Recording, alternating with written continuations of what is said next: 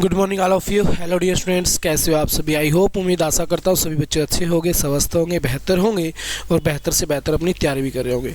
तो dear students, last class के अंदर हमने ईस्ट इंडिया कंपनी को कंप्लीट कर लिया था और उसके बाद आपने देखा कि बंगाल में द्वैध शासन लग जाता है और ईस्ट इंडिया कंपनी अधिकार कर लेती है बंगाल पर। तो आज हम वहीं से स्टार्ट करेंगे कि ईस्ट इंडिया कंपनी का बंगाल पे अधिकार कैसे हुआ। तो आज का जो हमारा टॉपिक रहेगा, टॉपिक का नाम भी रहेगा बंगाल अधिकार। बंगाल की राजधानी क्या थी भाई? वाह मेरे चांद तू, मैं तेरे से बंगाल की पूछ रहा हूँ।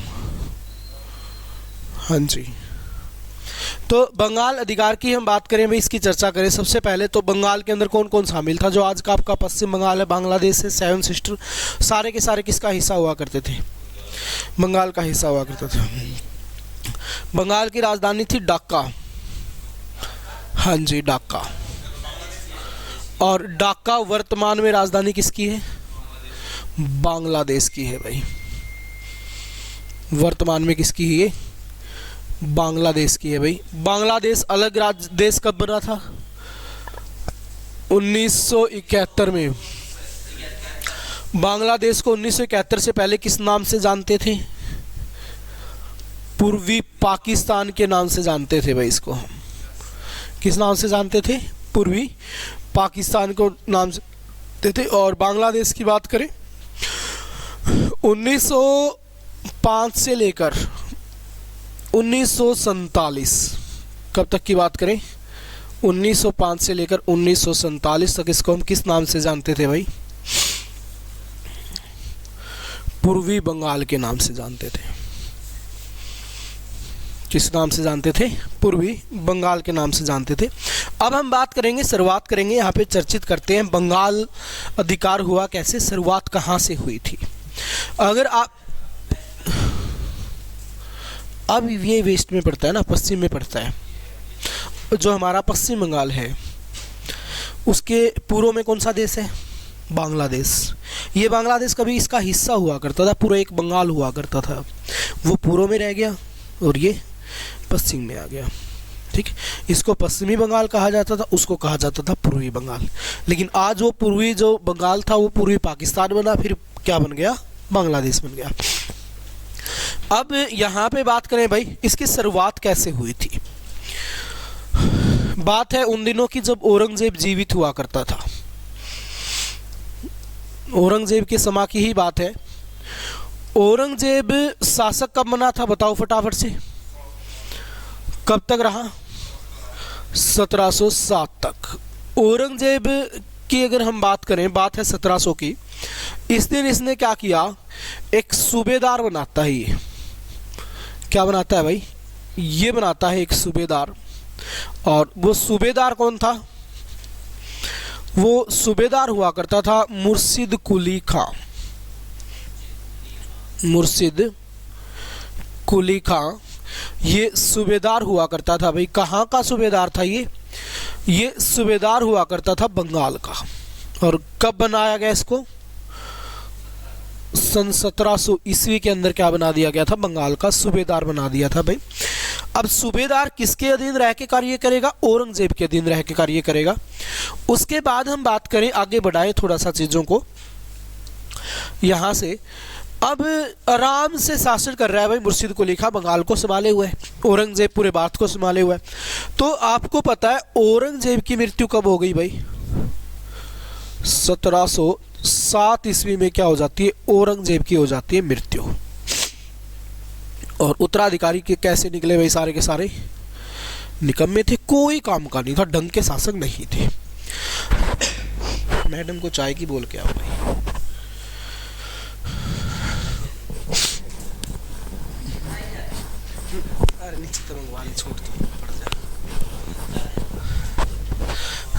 तो यहाँ पे क्या हो गई भाई? मृत्यु हो गई। किसकी हो गई मृत्यु? औरंगजेब की। अब जैसे ही औरंगजेब की मृत्यु हुई तो इसके जो उत्तराधिकारी थे वो कैसे रहे?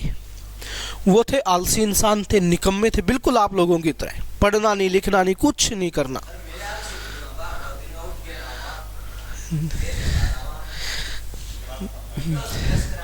बड़े संघर्षशील इंसान है। ठीक है, तो औरंगजेब की जैसे ही मृत्यु हुई तो उत्तराधिकारी सारे के सारे कैसे, निकम्मे, कोई काम के नहीं थे।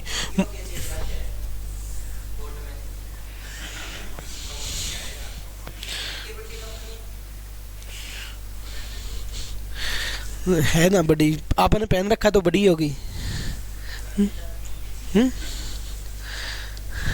कभी खुद को छोटा मत समझो, आपने जो पहन लिया वो बड़ी है आपके लिए, हमेशा ये चीज ध्यान में रखो। अंबानी बन के सो, फिर वही तो सुकून की जिंदगी है। अब यहाँ पे बात करें भाई, आ जाओ अब टॉपिक पे। औरंगजेब की मृत्यु के बाद सारे निकम्मे, कोई काम का नहीं, बिल्कुल निठल्ले इंसान। इस चीज का फायदा उठा लिया मुर्शिद कुली खान ने। इसने क्या किया, इसने एक नगर बसाया भाई, और वो नगर कौन सा था, वो नगर था मुर्शिदाबाद। मुर्शिदाबाद एक नगर बसाया गया। बात कब की है, बात है 1713 ईस्वी की। तो आपसे एग्जामिनर क्वेश्चन पूछता है मुर्शिदाबाद नगर किसने बसाया, मुर्शिद कुली खान ने बसाया। कब बसाया, 1713 के अंदर बसाने का कार्य किया। अब इसकी बात करें, हम चर्चा करें, इसको थोड़ा सा और आगे बढ़ाए। जैसे ही नगर बसाया, इसी को क्या बना लिया, अब बंगाल की राजधानी बना लिया भाई। क्या बना लिया, बंगाल की राजधानी इसको बना दिया भाई। पहले बंगाल की राजधानी क्या थी, ढाका, अब क्या बना दिया, मुर्शिदाबाद को ही राजधानी बना दिया। ध्यान रखोगे कि जब बंगाल का विभाजन होगा 1905 में, धर्म के आधार पर बांट दिया।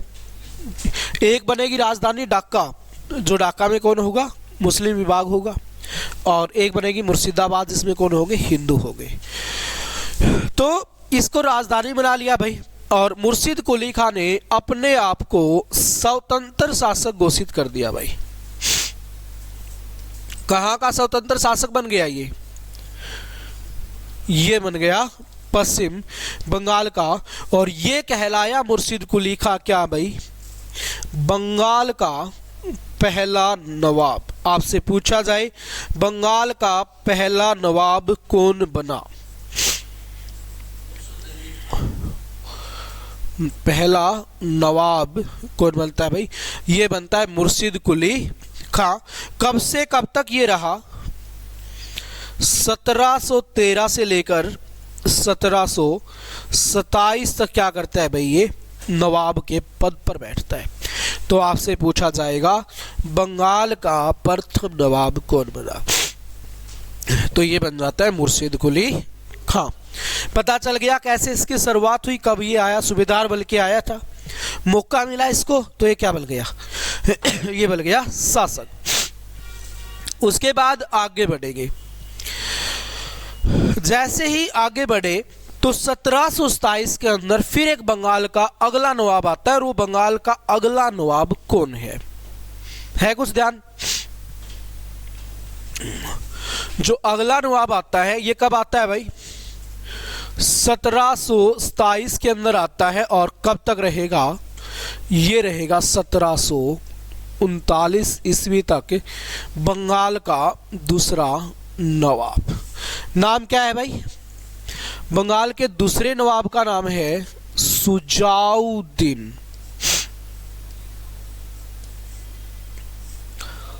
हाँ जी, सुजाउद्दीन क्या बना, ये बना बंगाल का अगला नवाब। बंगाल का पहला नवाब मुर्शिद कुली खान, बंगाल का दूसरा नवाब सुजाउद्दीन। अब ये बन गया भाई। उसके बाद हम चीजों को आगे बढ़ाएं थोड़ा सा और, जैसे ही सुजाउद्दीन शासन करता है, कब तक, 1739 तक। तो नोट करके लिख लीजिए यहीं पर, नहीं भाई बेटा बेटा नहीं था। अब उसके बाद हम बात करें 1739 में ही एक युद्ध हुआ था, कौन सा,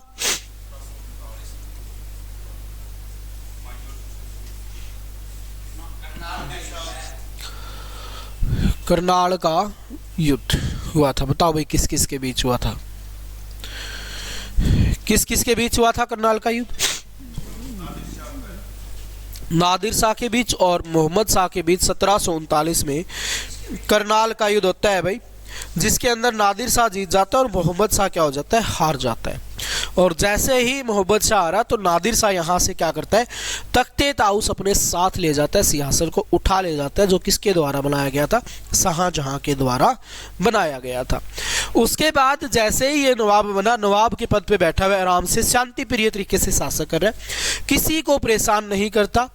तो यहाँ पे 1739 में क्या होता है, चल बसता, इसकी क्या हो जाती है, मृत्यु हो जाती। जैसे ही इसकी मृत्यु हुई तो अगला नवाब कौन बन गया भाई,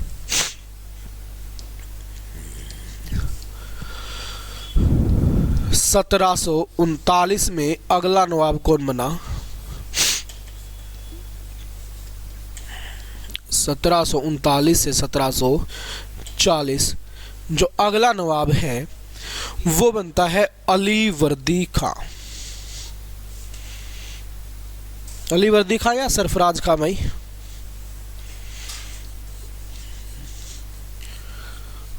सरफराज खां भाई।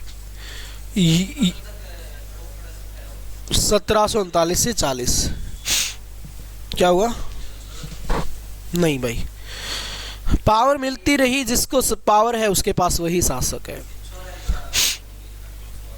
तो ये बन गया शासक भाई। अब 1739 से 1740 तक रहेगा। अब हुआ क्या, 1740 में एक युद्ध हुआ, और युद्ध का नाम क्या है भाई, गेरिया का युद्ध। कौन सा युद्ध है भाई, गेरिया का युद्ध, बैटल ऑफ गेरिया। तो गेरिया का युद्ध हुआ भाई कब, 1740 के अंदर गेरिया का युद्ध होता है। किस किस के बीच होता है, इसकी अगर हम बात करें, इसकी अगर हम चर्चा करें, एक तरफ तो है सरफराज,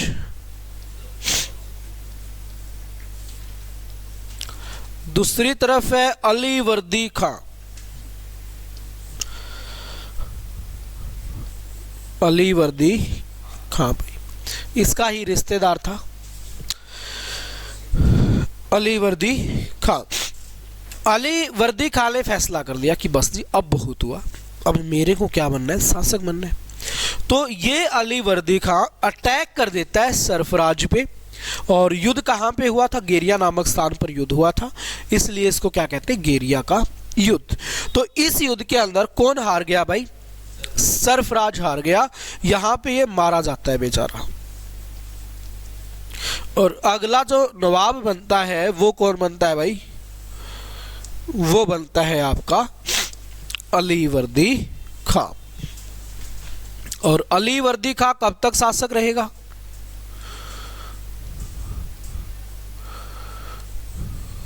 अली वर्दी खां की बात करें भाई, इसकी हम क्या करें, इसकी करें चर्चा। कब बनाइए, कब तक रहेगा,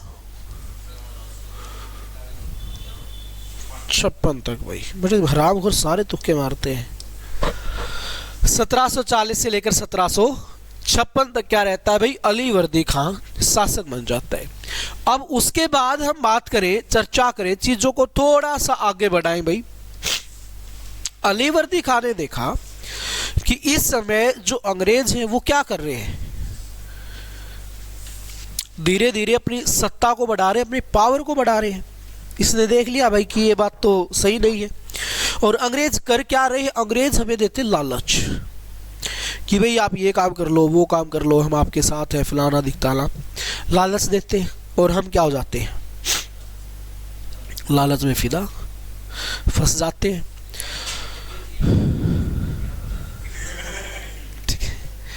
किस चीज को,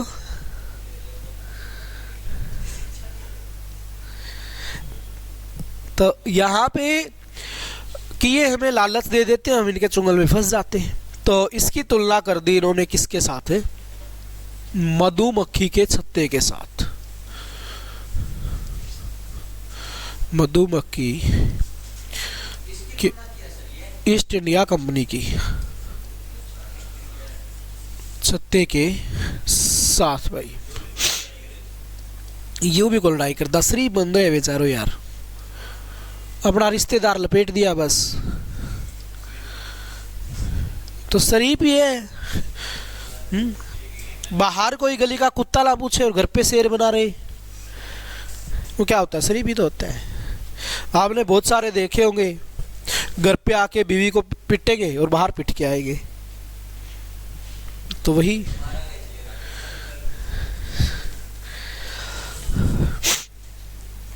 अभी कौन सी तुम्हारी बीवी आ गई फिर?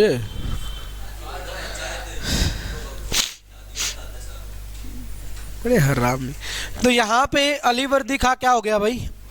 इसकी हो गई मृत्यु। इसके बाद अगला जो नवाब आया वो आया सिराजुद्दौला। तगड़ो लग गए। तो बता इस नाम ने क्या किया फिर? सिराजुद्दौला 1756 से लेकर 1757 तक नवाब रहता है कौन भाई? सिराजुद्दौला। अब इस सिराजुद्दौला की बात की जाए, इसकी क्या की जाए भाई?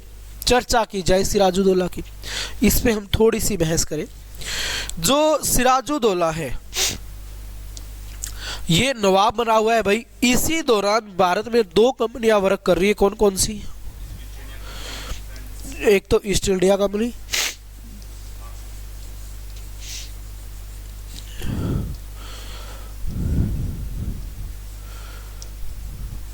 दूसरी फ्रांस ईस्ट इंडिया कंपनी भाई।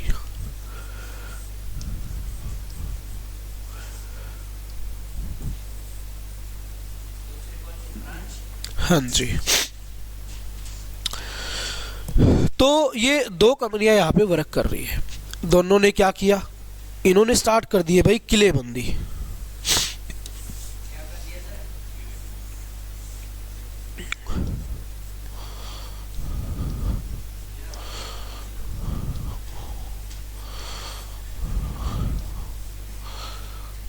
किले बंदी की शुरुआत कर दी थी भाई। तो यहाँ पे हम बात करें, चर्चा करें, किलेबंदी की शुरुआत हो चुकी है। क्या होती है किलेबंदी? किला का बार बार से खड़े करना। जो आपने पुलिस लाइन देखी होगी उसके चारों तरफ दीवार होती है, उसको हम किलेबंदी बोलते हैं, कि अपनी कंपनियों को सुरक्षित करना। अब जो इनकी व्यापारी कोठी हुआ करती थी उसके चारों तरफ इन्होंने क्या करनी शुरू कर दी? दीवारें लगा दी भाई, दुर्ग बनाने शुरू कर दिए, जगह जगह पे चौकियां बना दी। यानी कि अब ये धीरे धीरे क्या कर रहे हैं? अपनी सुरक्षा को बढ़ा रहे हैं। लेकिन हालांकि यहाँ पे हो ये रहा, इनको कोई परेशानी नहीं कर रहा, कोई तंगी नहीं कर रहा इनको, लेकिन उसके बावजूद भी ये अपनी पावर बढ़ा रहे हैं। आजा बेटा आजा।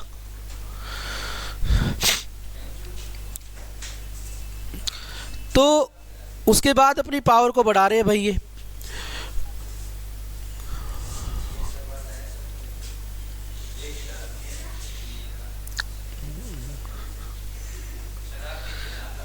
पी लो भाई, कोई ना। कौन सी क्लास में बैठता है बेटा तू?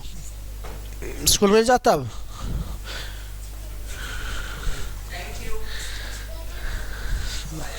सीख लो बच्चे से, कुछ आराम करो। सेकंड क्लास में है ये। तुम निठल्ले, काम धंधा कुछ करते नहीं, पढ़ते नहीं।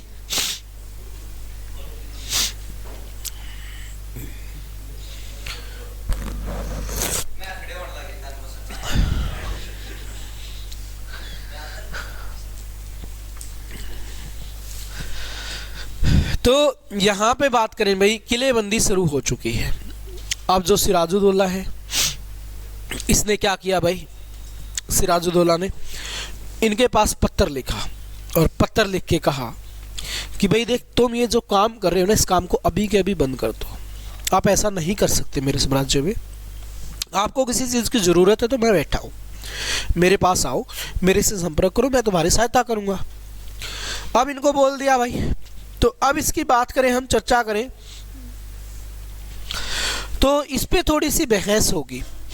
ईस्ट इंडिया कंपनी ने क्या कर दिया भाई? अपनी किलेबंदी शुरू रखी और फ्रांस ईस्ट इंडिया कंपनी ने अपनी किलेबंदी रोक दी। अब इन्होंने बंद कर दी, इन्होंने शुरू रखी। तो अब क्या होगा? नहीं माने तो फिर क्या होगा भाई? बसड़ मचेगा। तो अरे बसड़ मच लड़ा है टाइम के साथ।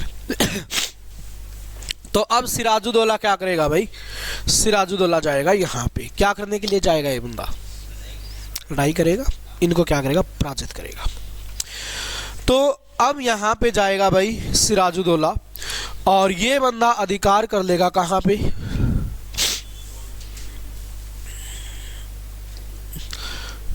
अटैक कर देगा ये कहाँ पे, ईस्ट इंडिया कंपनी पर। इस पे कर दिया भाई अटैक। अब बात यहाँ पे करें हम चर्चा, कौन सा दुर्ग था भाई यहाँ पे, फोर्ट विलियम। ये एक विलियम नाम का दुर्ग हुआ करता था यहाँ पे। इस पे क्या कर लेते भाई, इस पे कर लेते अधिकार। किसने अधिकार कर लिया, सिराजुद्दौला, हाँ जी, सिराजुद्दौला ने अधिकार कर लिया और यहाँ पे 146 अंग्रेजों को बंदी बना लिया, अंग्रेजों को बंदी, और इनको एक कमरे के अंदर बंद कर दिया भाई, हाँ जी, एक छोटे से रूम के अंदर बंद कर दिया इनको, और इस रूम के अंदर छोड़ दिया गया पानी छोड़ दिया यहाँ पे, ना ये बैठ सकते ना पे, यहाँ पे धीरे धीरे करके रूम का साइज छोटा था, ऑक्सीजन की कमी होती गई और मरते गए। लगभग 123 लोग मारे गए, 123 लोगों का चैप्टर क्लोज। बचे कितने,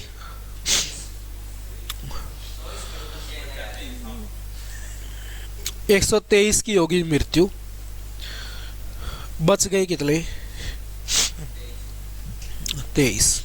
इन 23 में बचने वालों में एक व्यक्ति जिसका नाम है होलवेल, होलवेल। इस होलवेल की बात करें हम, इसकी क्या करें भाई, इसकी करें चर्चा। ये था एक इतिहासकार, हिस्टोरियन था, इतिहासकार था ये। तो इसने क्या की, इस अभियान की जानकारी दी भाई। तो आपसे पूछा जाए इसकी जानकारी हमें कहाँ से मिलती है, तो होलवेल से हमें इसकी जानकारी मिलती है। उसके बाद हम बात करें भाई, इस पूरी घटनाक्रम को क्या नाम दिया गया, काल कोठरी की घटना, काल कोठरी की घटना।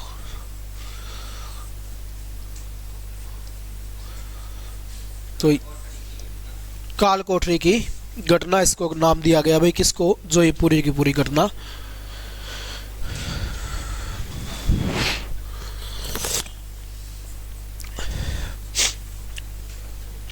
ब्लैक होल ट्रेजेडी के नाम से इसको जानते हैं। काल कोठरी की घटना कब घटी, 1756 में। ठीक, क्या 146 अंग्रेजों को बंदी बनाया गया, काला पानी,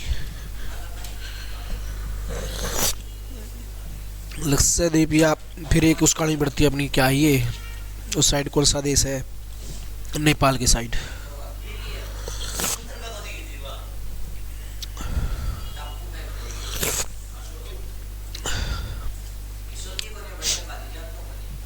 बस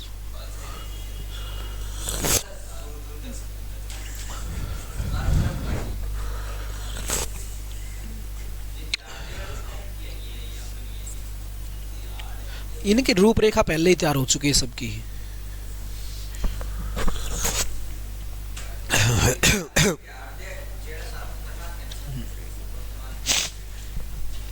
ये सारी पहले की बनी हुई है, बस अब तो इनको मॉडिफाई किया गया है।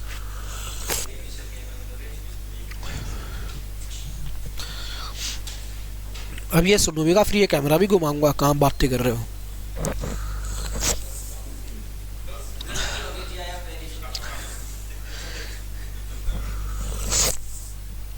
डाटा मार ले घराड़े कुटेंगे, हराम घोर शर्म आओ तुमने।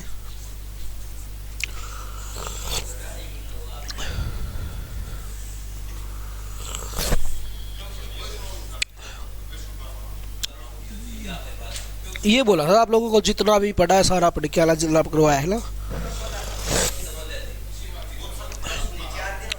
कल इसीलिए नहीं आए क्या आप लोग, भाग गए इसलिए? किस चीज़ की छुट्टी थी कल?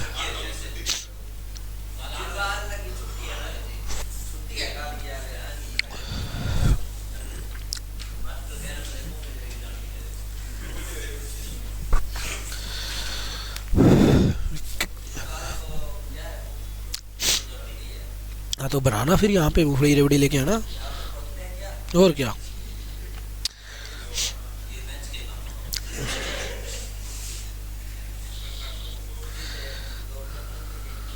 ठीक है जी, और बताओ।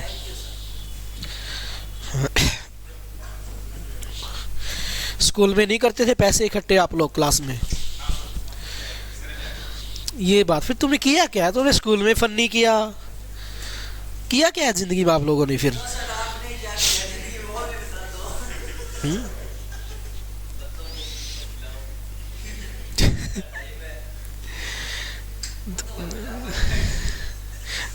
पाप चढ़ेगा।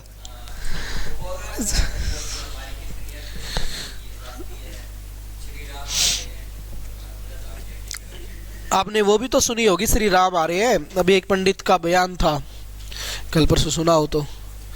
अब उद्घाटन कर रहे हैं ना, वो क्या कर रहे हैं, क्या करते हैं उसको, मूर्ति स्थापन, क्या जो भी है। हाँ, तो बोले उसमें प्रधानमंत्री जी आएंगे, तो एक पंडित जी ने बोला प्रधानमंत्री के लिए लुगाई भी होनी चाहिए भाई। बिना बि, बिना जोड़ेगे तो हो ही नहीं सकता, पॉसिबल ही नहीं है। अब मोदी जी लुगाई कहाँ से लेके आएंगे भाई, समस्या हो गई है। तो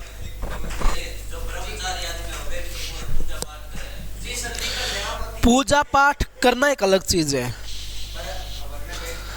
वो अलग चीज है।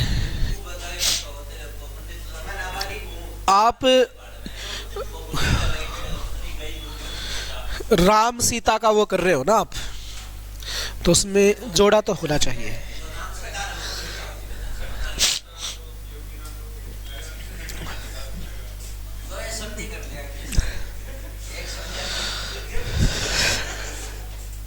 ठीक है भाई, आ जाओ आगे बढ़ लो थोड़ा।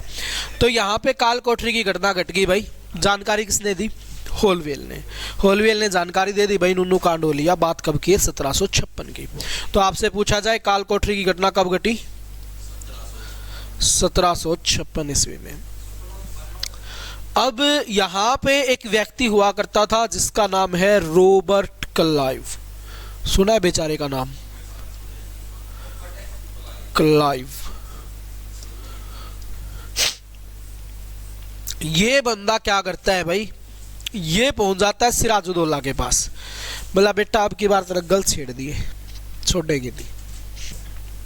तो यहां पे होगी संधि। कब? 1756 में। और संधि कौन सी?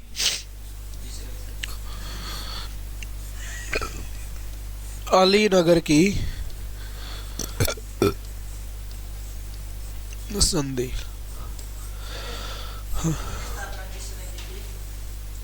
भरत सिंह ने। तो अलीनगर की संधि होगी भाई 1756 में। किस किस के बीच? रॉबर्ट क्लाइव और सिराजुद्दौला के बीच संधि हो गई। और इस संधि में सिराजुद्दौला ने जितने भी प्रांतों पे अधिकार किया था, जितनी भी फैक्ट्रियों पे अधिकार किया था, वो सारी की सारी फैक्ट्रियां क्या कर दी गई थी? वापस कर दी गई थी भाई। तो संधि होगी, दोनों के बीच बात हो गई खत्म। लेकिन रॉबर्ट क्लाइव ने सोचा कि ये बंदा आज गुस्ताखी कर चुका है, कल भी करेगा, जाहिर बात है, ये तुम्हें जीने तो नहीं देगा चैन से। तो क्यों ना इसका समापन समारोह निकाला जाए। तो अब होगा युद्ध। और वो युद्ध कौन सा होगा भाई?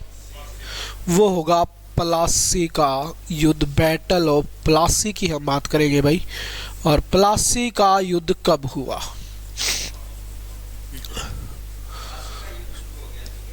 हाँ जी, 1757 में भाई क्या हुआ? प्लासी का युद्ध हुआ। आपसे पूछा जाए किस किस के बीच हुआ? एक तरफ तो है सिराजुद्दौला भाई,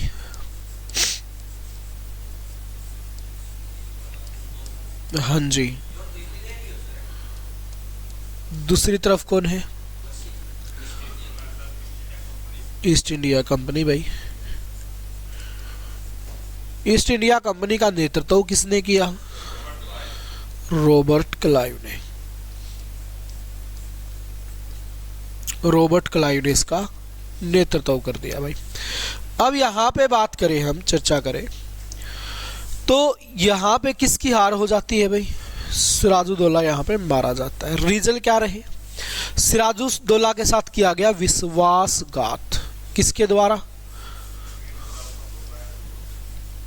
एक तरफ है मीर जाफर और दूसरी तरफ कौन है भाई? राय दुर्लभ। मीर जाफर और राय दुर्लभ के द्वारा क्या किया गया? ये युद्ध किया गया सिराजुद्दौला और ईस्ट इंडिया कंपनी के बीच। क्लियर भाई? अब यहां पे बात करें, यहां पे हम क्या करें भाई? चर्चा करें। विश्वासघात कर दिया, इसकी वजह से सिराजुद्दौला मारा गया। इतिहास का सबसे छोटा युद्ध ये कहलाया भाई। इतिहास का सबसे छोटा युद्ध इसको कहा गया।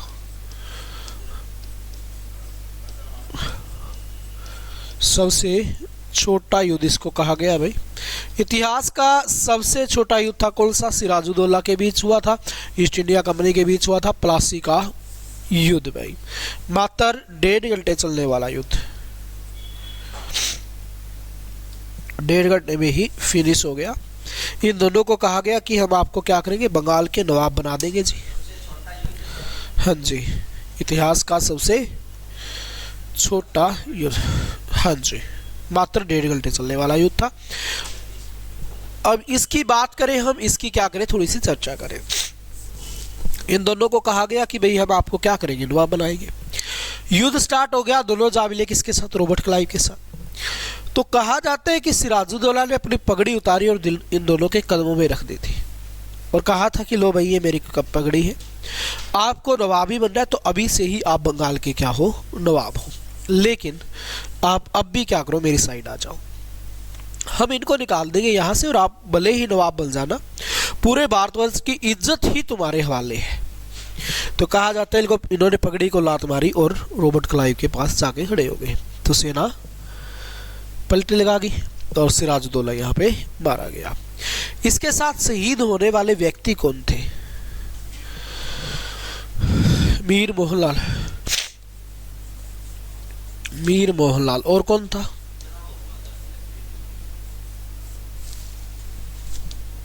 मीर मोहनलाल इसके साथ क्या हुआ था भाई? शहीद हुआ था। और मीर मदान इसके साथ शहीद हुआ था। 2 व्यक्ति इसके साथ शहीद हुए थे, मीर मोहन और मीर मदान। यार सुल्तान था यार, तय भी बड़ी अच्छी बात करे। ये कौन पढ़ता है भाई? हमें तो घंटा पढ़ो, हराम हो रो सारे सारे के सारे हराम हो रो। तामे दीपाली नाम किसका है तुम में से? दीपाली नाम किसका है?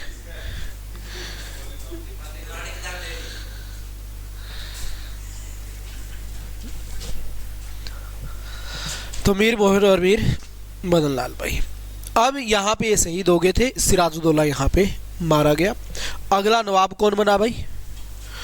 अगला नवाब बना मीर जाफर। दुर्लभ ने आगे बढ़ा देंगे भाई। 1757 से लेकर 1760 तक। अब ये नवाब तो बन गया भाई बेचारा, अब लेकिन रह गया अंग्रेजों की हाथों की कठपुतली बन के। अंग्रेज जो चाहते हैं वही कार्य करता है, उनसे बाहर कार्य कर ही नहीं सकता, तो उनके हाथों की कठपुतली बन के रह गया। अब इसने धीरे धीरे सोचना स्टार्ट किया कि यार ये तो गलत काम हो रहा है, यहाँ पे ऐसा नहीं होना चाहिए। तो यहाँ पे सोचा विचार किया बेचारे ने। अब चीज़ों को थोड़ा सा आगे बढ़ाया गया, तो लास्ट में जब 1760 के दशक में गया तो धीरे धीरे करके अंग्रेजों का क्या करने लगा? विद्रोह करने लगा।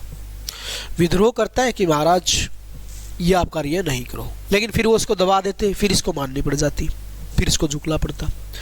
तो यहीं पर एंट्री होती है फिर एक व्यक्ति की, जिसका नाम क्या है, मीर कासिम।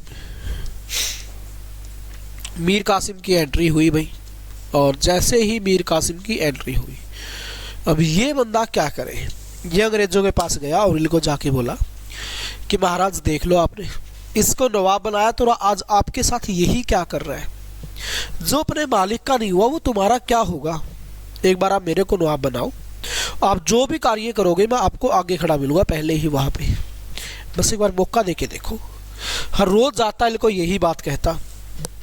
अब ये भी परेशान हो गए ईस्ट इंडिया कंपनी वाले भी भाई, क्या हमें काम करना, लेकिन बीच में टांग जरूर उड़ाता है, मान तो जाता है लेकिन टांग जरूर उड़ा देता है।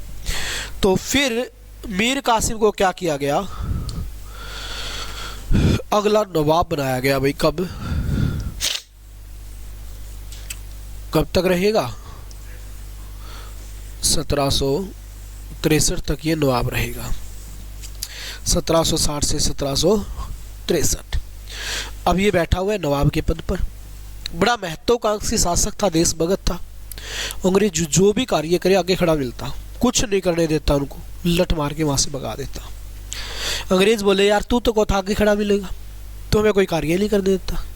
तो मीर कासिम कहता है फिर मैंने यही तो कहा था मैं आगे खड़ा मिलूंगा, अब भी आगे खड़ा ना मिल रहा हो तो बताओ, आगे रहता हूँ, करके दिखाओ कुछ काम, फिर देखो। तो इनका क्या करता है भाई, ये बेचारों का कुंडा गोल करके रखता है।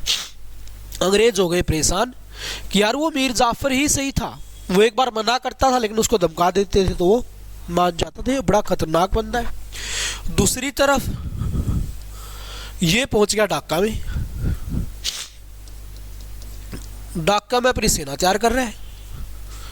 इसने तो फैसला कर रखा है भाई इनका क्या करना है, खेल खत्म करना है, इसमें उनको डाल ले भाई थोड़ी देर, देश को शांति।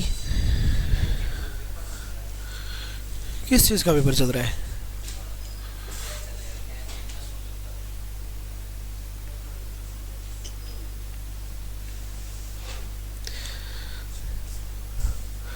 तो ढाका में अपनी सेना भी तैयार कर रहा है भाई।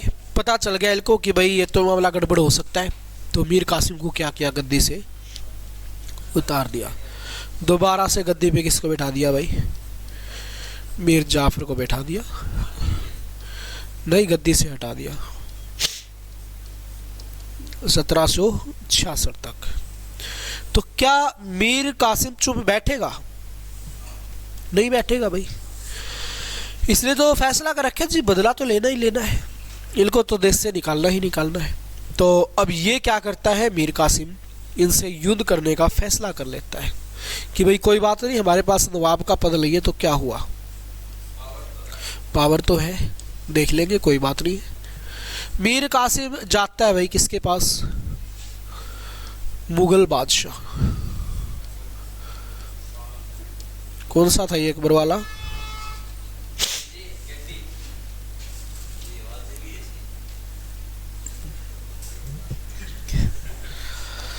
तूने ना बेटा पढ़ लिया कर।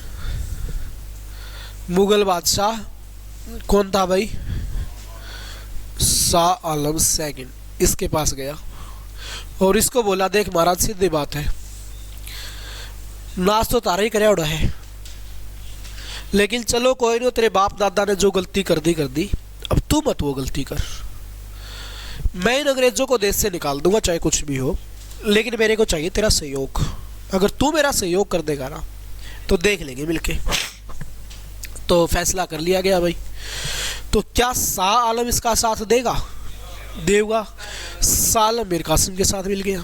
उसके बाद आगे बढ़ा भाई, अवध में गया, अवध का नवाब, अवध का नवाब है शुजाउद्दौला।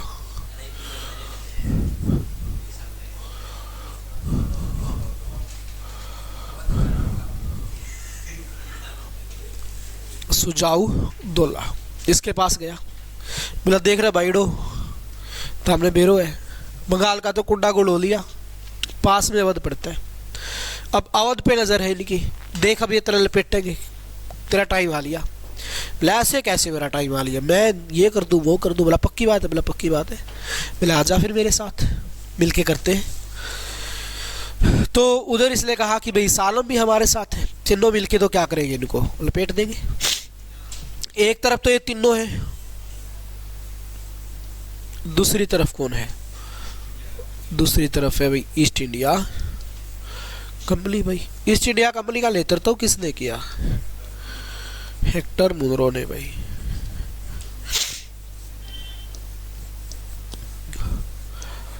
हेक्टर मुनरो ने किया था इनका नेतृत्व भाई। अब इसकी बात करें हम यहाँ पे, इसकी क्या करें भाई, चर्चा करें ईस्ट इंडिया कंपनी और हेक्टर मुनरो की। तो हेक्टर मुनरो यहाँ पे क्या करता है? ईस्ट इंडिया कंपनी का नेतृत्व करता है। अब इसकी बात करें हम, इसकी क्या करें, चर्चा करें थोड़ी सी। तो यहाँ पे जो मीर कासिम है बेचारा, ये मारा जाता है भाई। कौन सा युद्ध था? और ये युद्ध का नाम आपसे पूछ लिया जाए, बक्सर का युद्ध भाई। कब हुआ? 1764 में। तो यहाँ पे मीर कासिम था जो, ये भगत सिंह क्या हो गया भाई, मारा गया। अब इसकी हो गई मृत्यु। अब थोड़ा सा आगे बढ़ाए, बच गए कौन? शाह आलम और शुजाउद्दौला भाई। ये दोनों क्या करेंगे? आत्मसमर्पण, और कोई ऑप्शन नहीं इनके पास। तो अब अगले ही वर्ष क्या होगी? 1765 में इलाहाबाद की संधि। तो आपसे पूछ लिया जाए इलाहाबाद की संधि कब हुई? 65 में इलाहाबाद की संधि भाई। इलाहाबाद की संधि हुई थी कब? 1765 में भाई। किस किस के बीच हुई? सबसे पहले था शाह आलम, 12 अगस्त 1965, 1900 नहीं 1765। शाह आलम और रॉबर्ट क्लाइव भाई।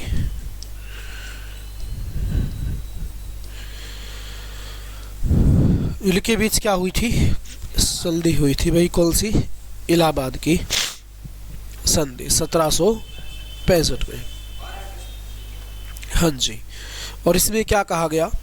सालम को बोले भाई तेरे को देंगे 26 लाख रुपए। क्या करने के? चुप रहने के, कि बोलना नहीं है, हम कुछ भी करें चुप रहेगा। पेंशन दे दी गई। 2 दिन के बाद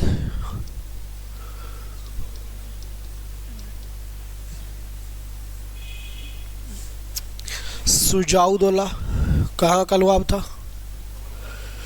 अवध का नवाब था भाई। और दूसरी तरफ कौन है? Robert Clive. इसको बोले बोल बेटा तेरे साथ क्या सलूक किया जाए, मार दिया जाए या छोड़ दिया जाए? बोला जी छोड़ दिया जाए। बोला ऐसे कैसे छोड़ दिया जाए, बोल हमारे लिए क्या करेगा? बोला जी बताओ क्या करना है। कुछ नहीं, तेरे को जीवित रहना तो 50 लाख रुपए दे, तू जीवित रह भाई। 50 लाख रुपए बेचता रहना तो जीवित रहेगा। जिस दिन 50 लाख आने बंद हुए उसी दिन तेरा गेम खत्म। तो ये बात कही गई इस संधि के अंदर भाई। और इसके बाद क्या किया गया यहाँ पे? 1765 से लेकर 1772 तक फिर क्या लगता है भाई? बंगाल में द्वैध शासन लगता है भाई। और इस तरीके से ये क्या कर लेते हैं? बंगाल पे अधिकार कर लेते हैं। 2 निर्णायक युद्ध रहे, 1757 का और 1764 का। इसके बाद बंगाल पे अधिकार हो गया किसका भाई?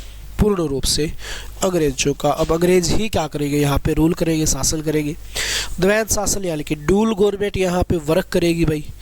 और ड्यूल गवर्नमेंट कैसे वर्क करेगी? 2 गवर्नमेंट यहाँ पे काम करेगी, एक तो लोकल गवर्नमेंट और एक ईस्ट इंडिया कंपनी। ठीक है, ये था आपका छोटा सा टॉपिक बंगाल अधिकार, जहाँ से एक क्वेश्चन आपका 100% आएगा।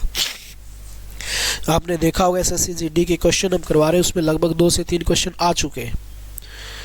तो 100% एसएससी जीडी में क्वेश्चन आएगा बंगाल अधिकार से। कोई भी शिफ्ट ऐसी नहीं है जहाँ पे क्वेश्चन ना पूछा गया हो। ठीक है भाई, तो अब कल आगे बढ़ेंगे बंगाल द्वैध शासन को किसने समाप्त किया, कब किया। ठीक है, तो चलिए भाई आज के लिए इतना ही, बाय बाय, टेक केयर।